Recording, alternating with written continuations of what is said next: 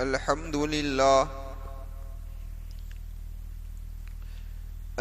لله رب العالمين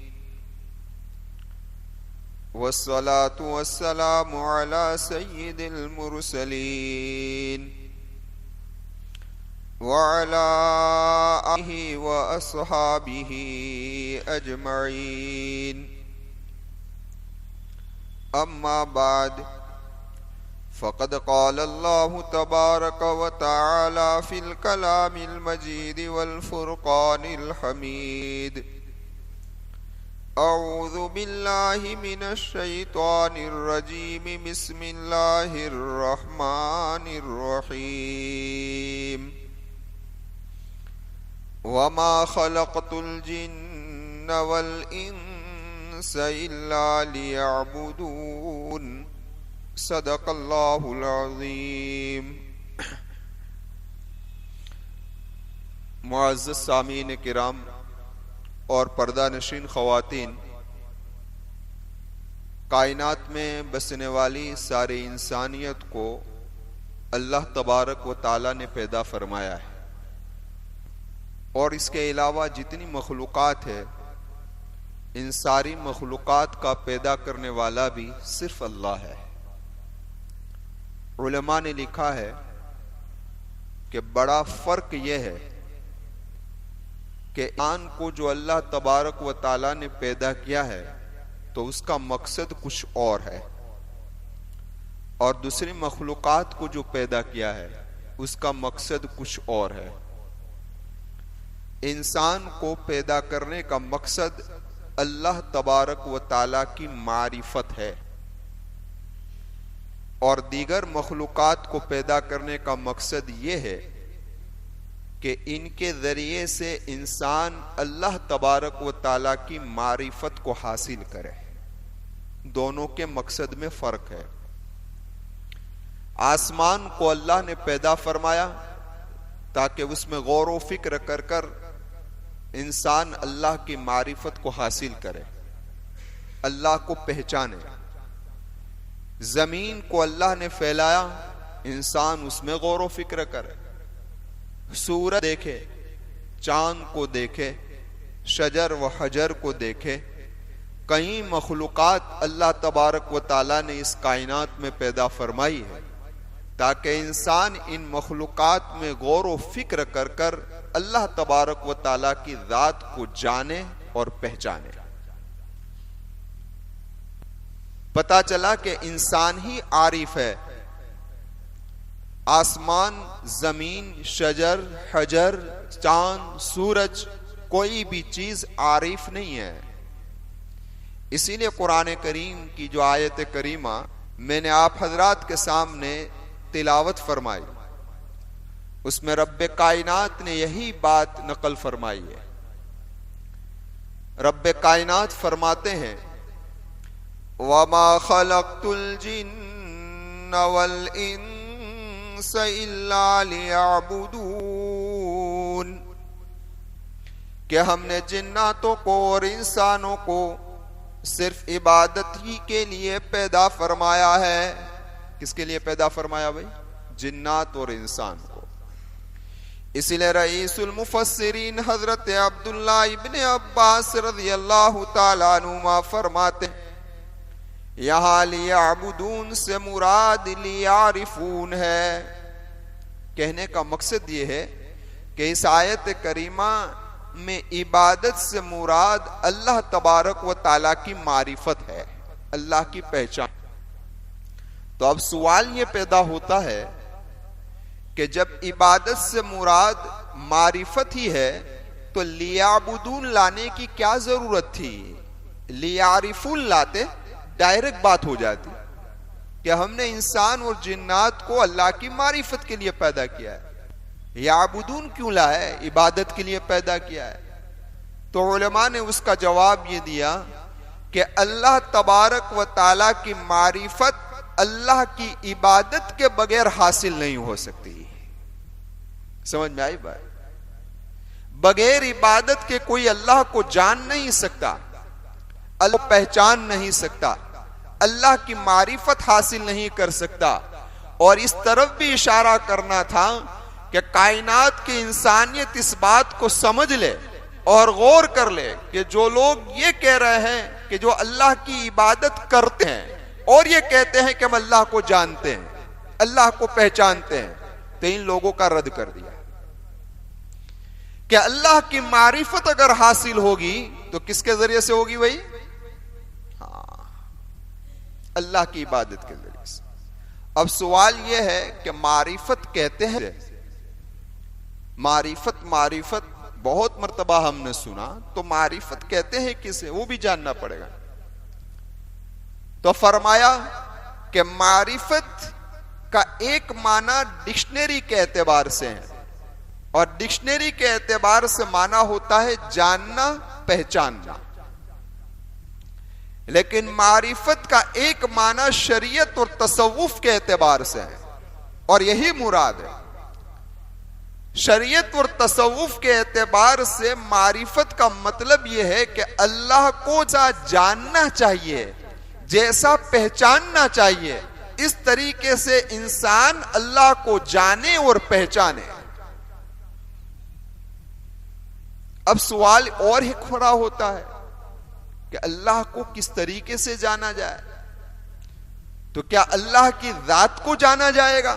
نہیں، اللہ کی ذات کو جانا نہیں جا سکتا۔ تو کس کو جانا جائے گا؟ تو کہ اللہ کی معرفت حاصل ہوگی اللہ کے صفات کو جاننے سے،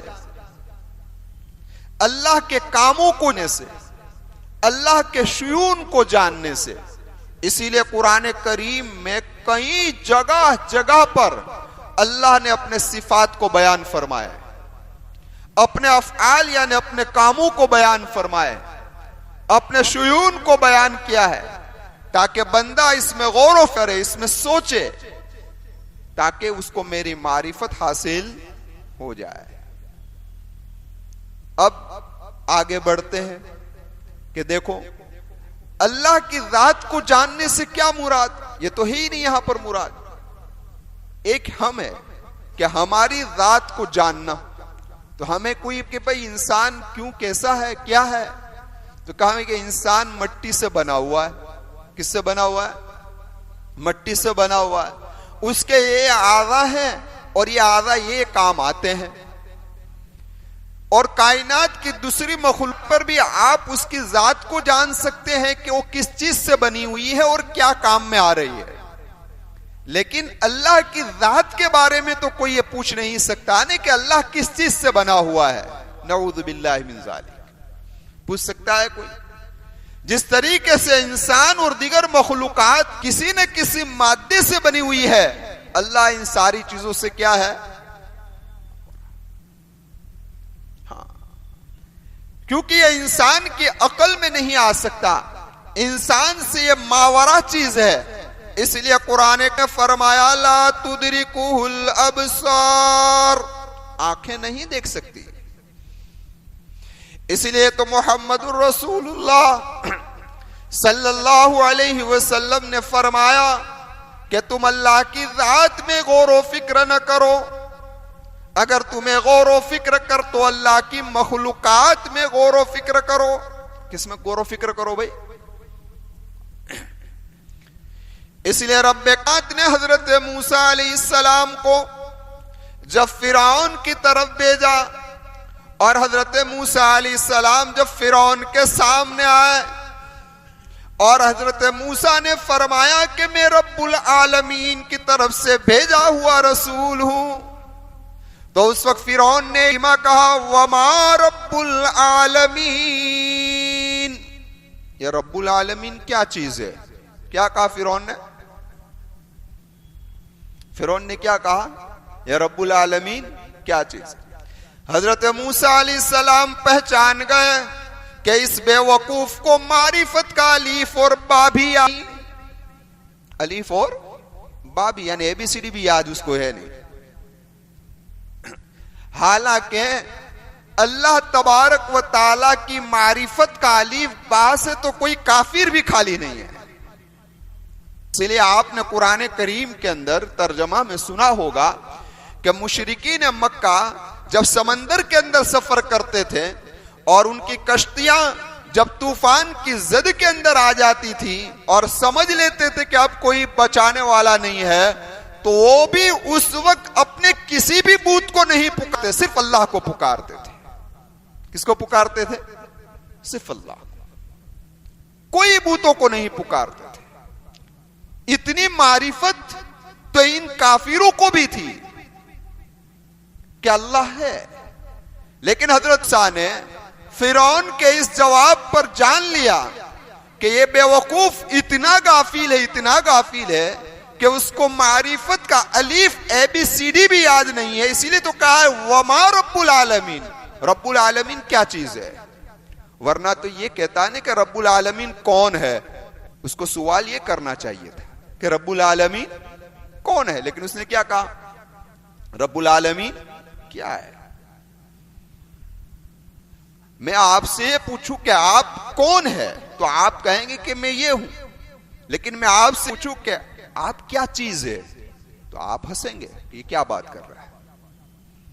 تو اسی طریقے سے فرعون نے کہا۔ تو اب ذرا دیکھیں، حضرت موسیٰ علیہ السلام نے جواب دیا رب السماوات والارض وما بینہما ان کنتم موقنین، آسمان اور زمین کا رب ہے۔ کس کا رب ہے؟ اور جو کچھ بھی اس کے درمیان میں ہے اس کا رب ہے، اگر تم یقین رکھتے ہو، اگر یہ لوگ تم یقین رکھتے ہو۔ ایک جگہ پر حضرت موسیٰ نے فرمایا ربکم و رب آبائکم الاولین، تمہارا اور تمہارے آبا و اجداد کا رب ہے۔ ایک جگہ پر فرمایا رب المشرق والمغرب وما بینہما ان کنتم تعقلون، آسمان اور زمین، مشرق اور مغرب اور اس کے درمیان میں جتنی چیزیں ہیں نا، ان ساری چیزوں کا رب ہے اگر تم عقل رکھتے ہو۔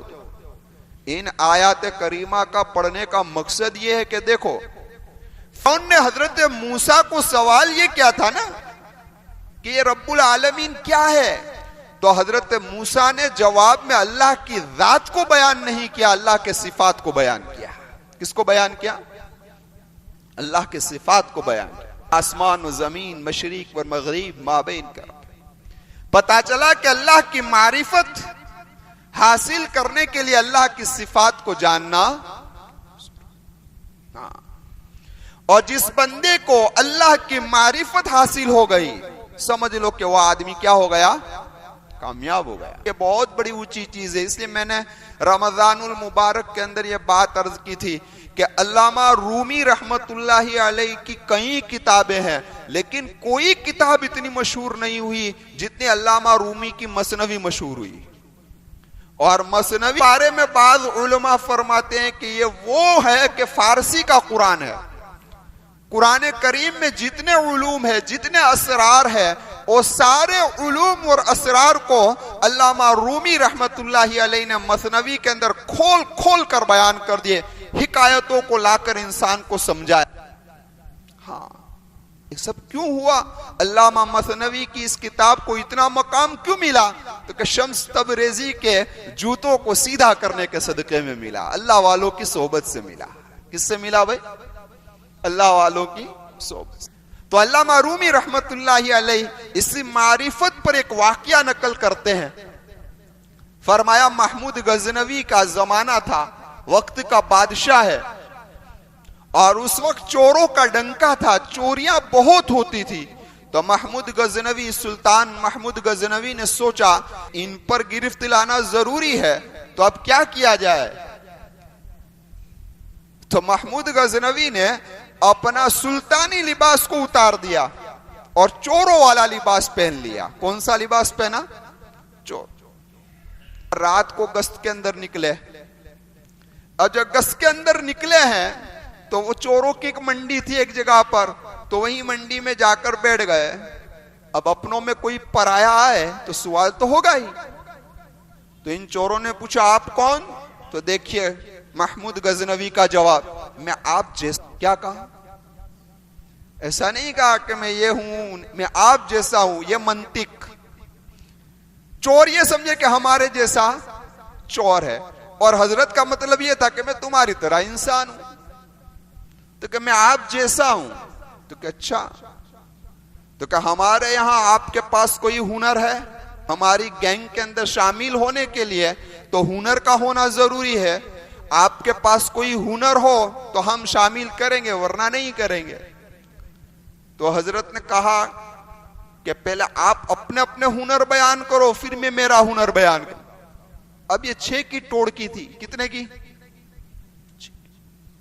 تو پہلے نے کہا کہ میرا یہ ہنر ہے کہ میں اونچے سے اونچی دیوار کو پھلانگنا میرے لیے کوئی مشکل کام ہے نہیں، یہ میرے میں ہنر ہے. اچھا. دوسرے نے کہا میرے اندر اتنا بڑا ہنر ہے کہ مضبوط سے مضبوط دیوار کے اندر بھی سوراخ کرنا ہو تو میرے ہاتھوں میں اتنی طاقت ہے. اچھا. تو تیسرے نے کہا میرے کانوں میں یہ صلاحیت حاصل ہے کہ ہم اگر رات کو چوری کرنے کے لیے جائے اور کتے بھونکے تو کتے کے بھونکنے سے میں پہچان لیتا ہوں کہ کتا کیا کہنا چاہتا ہے. اب یہ سب چوری کے کمالات تھے، ہنر تھے، یہ سب بیان ہو رہا ہے. چوتھے نے کہا کہ میری ناک کے اندر یہ تاثیر موجود ہے کہ خزانہ کہاں ہے میں پہچان لیتا ہوں. اچھا. پانچویں نے کہا کہ میں حساب و کتاب کے اندر ماہر ہوں، جیسی چوری ہوئی فوراً حساب. میں یہ ہوں، سمجھ میں آ گئے؟ ہاں. پانچویں نے کہا کہ میرے اندر یہ ہنر ہے کہ میں رات کو کسی کو ایک مرتبہ دیکھ لیتا ہوں تو دین میں پہچان لیتا ہوں کہ یہی آدمی ہے. اچھا.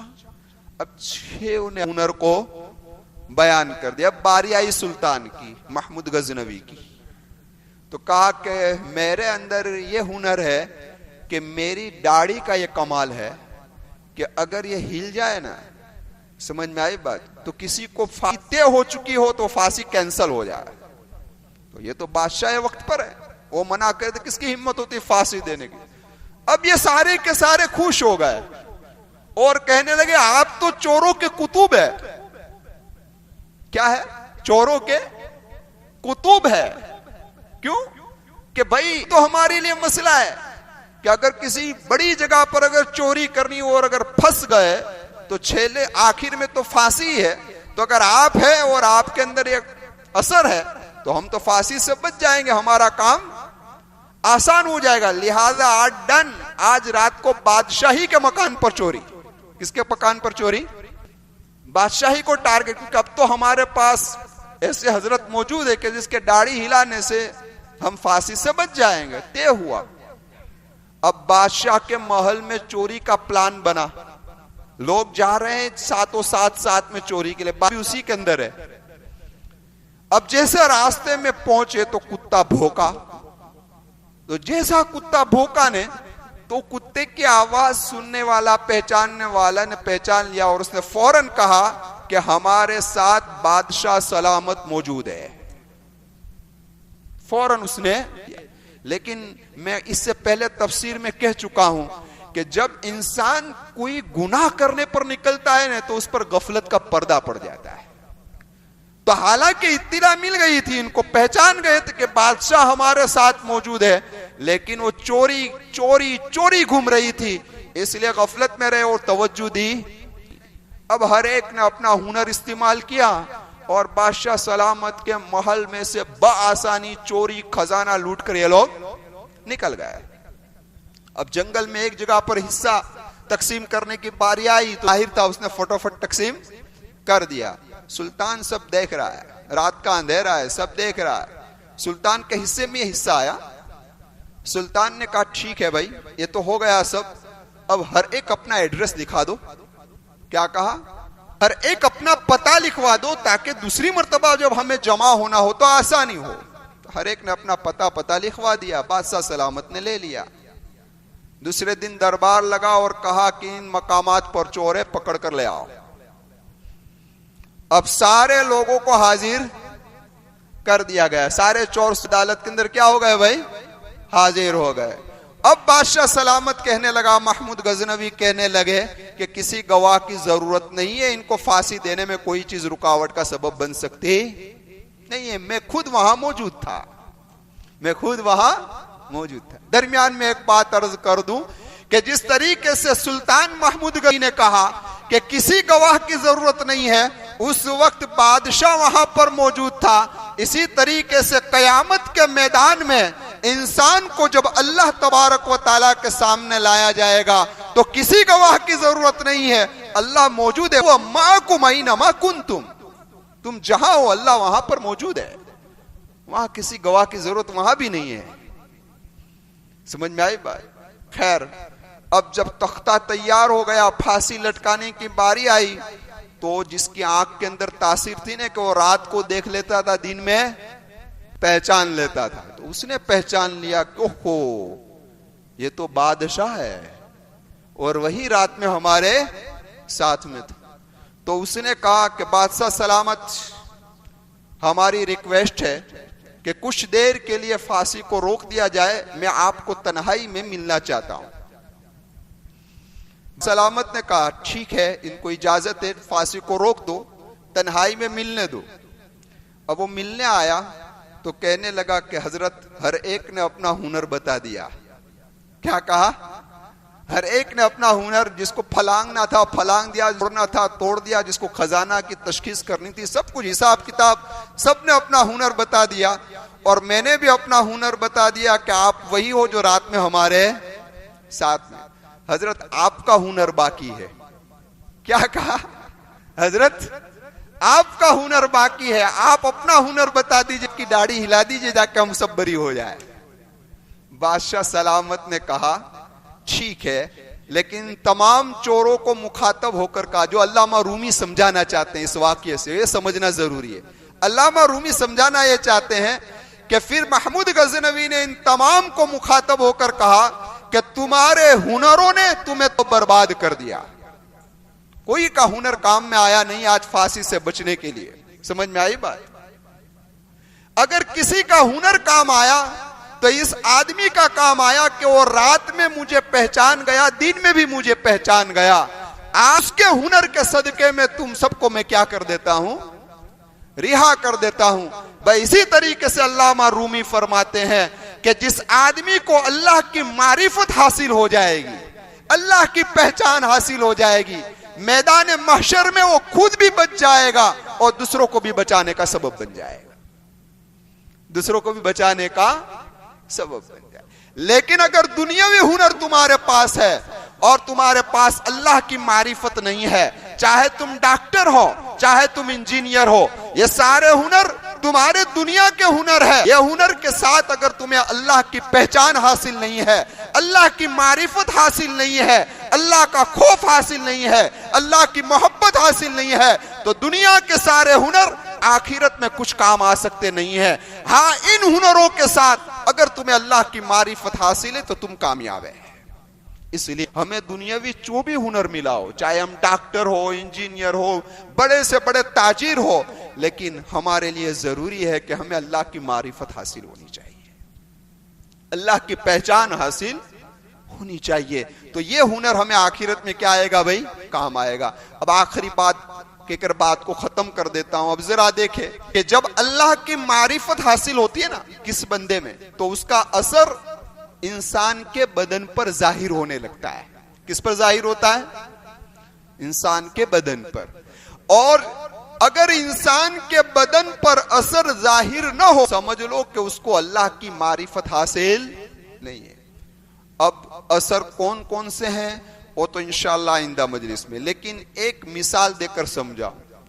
ایک بیٹا ہے اور باپ کو جیسے آوے ایسے بولتا ہے, گالیاں دیتا ہے, نہ جانے کیا کیا دیتا ہے.